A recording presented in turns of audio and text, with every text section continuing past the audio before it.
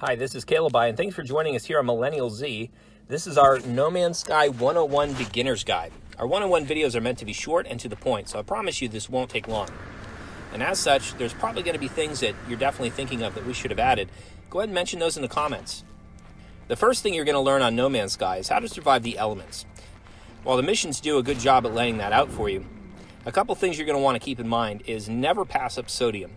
Anytime you see a plant or a sodium deposit, you're going to want to gather as much sodium early on in the game and just keep hoarding it until you can afford to buy large quantities of it later on. However, if you do find yourself out of sodium in the middle of a storm, you can use your ship or a cave for shelter, or you can use the terraformer and dig yourself your own cave. Once you're deep enough, you'll find respite from the weather. As I mentioned earlier, the missions do a really good job at getting you through the basics. So our beginner's tip number 2 is follow the missions. You're going to unlock valuable items, and they're going to walk you through the basics of the game. I strongly recommend that before you get too far into building your own base, that you do the Apollo missions and then follow through with your specialist missions. Those missions will save you a lot of salvage data, as they're going to unlock building components that you may otherwise have to buy. The same thing is true with using portals. If you follow the storyline all the way through, you will unlock the ability to use the glyphs and portals to travel across the galaxy. Another good beginner's guide is how to scrap your ships. The game populates the planets with random distress beacons that are crashed ships that can be claimed by you, the player. Although you can randomly come across them, if you are looking for them on purpose, I strongly recommend using the navigational data and purchase the planetary chart that tells you that you will be finding distress beacons. These planetary charts focusing on distress beacons will lead you to abandoned buildings, observatories, as well as your crashed ships. Once you find one, all you need to do is repair the launch thrusters and pulse engines, get that ship to a space station, and there you can scrap it for a few 100,000 units, and the upgrades can be scrapped for nanites.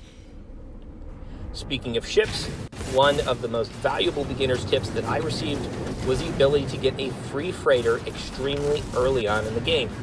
No, this isn't a glitch or a hack, and it's certainly not an exploit. It's built into the game. You will enter into a combat zone with a freighter trying to fend off against pirates.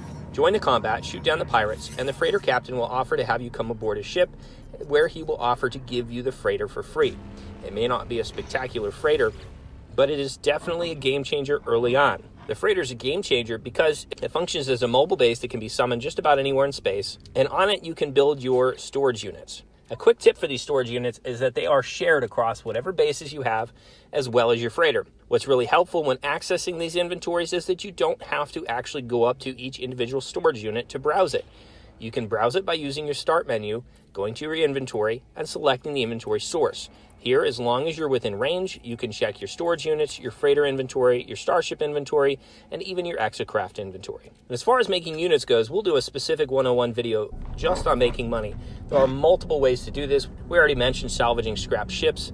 There are also many resources that can be gathered relatively easy, including Gravitino balls that can be sold for a good amount of money. Those can also be grown, but mining can be a very lucrative and repeatable source of income that requires very little effort once you build the initial mine. For more information on that, check out our No Man's Sky 101 mining video. Another beginner's tip is finding nanites. Seems like players are constantly asking, how can I get more nanites? Well, as you're doing the missions and just exploring the galaxy, you want to keep your eyes open for these yellow devices that are nanite dispensers. They're located in some of the space stations as well as some of the habited locations on the planet's surfaces. You simply need to walk up to them and dispense the nanites. You can also get nanites from damaged machinery and interacting with certain travelers aboard the Anomaly as well as space stations. Don't forget the navigational data cubes. These cubes can sometimes give you nanites as well. And if they don't, the navigational data can be used to get planetary charts, which will take you to locations where you can get nanites.